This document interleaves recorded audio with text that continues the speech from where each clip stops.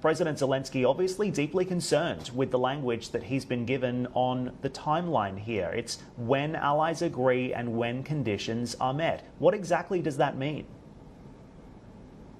I think clearly what you're seeing here is that it's not so much that Ukraine is not ready to join the alliance, like President Biden said a few days ago, but it's more NATO that is not yet ready to fully welcome Ukraine. And of course, this comes as a big disappointment.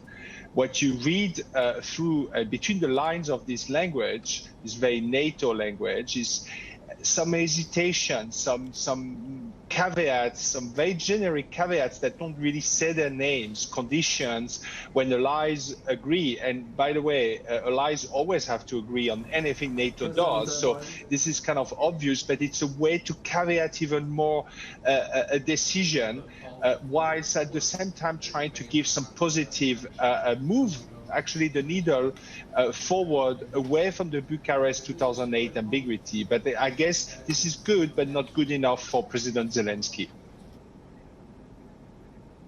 So what more needs to be done in order to get this over the line? And is this a genuine timeline play in the sense that Ukraine may actually join NATO perhaps after the war, even though these leaders have said that won't happen automatically, but joining after the war would also act as somewhat of a deterrent against perhaps future attacks from Russia and the Kremlin and President Putin? Is that a view that we can subscribe to?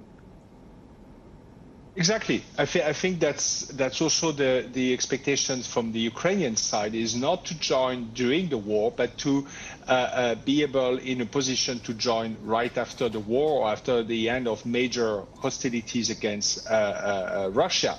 However, what's missing, to answer your question, NATO leaders have failed to kind of engage, saying, okay, we want to invite you, but we are going to work on the pathway. We're going to determine what are the parameters for that joining to work and to be actually realistic but credible.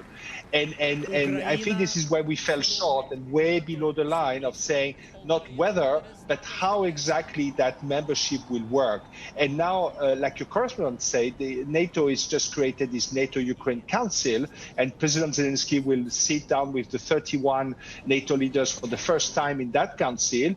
Ukraine is an equal, so can also shape the agenda. And I would hope that the agenda will not be about secondary things, but rather about actually laying out a path forward in very concrete terms, in planning terms about what does joining mean, including in terms of Article 5.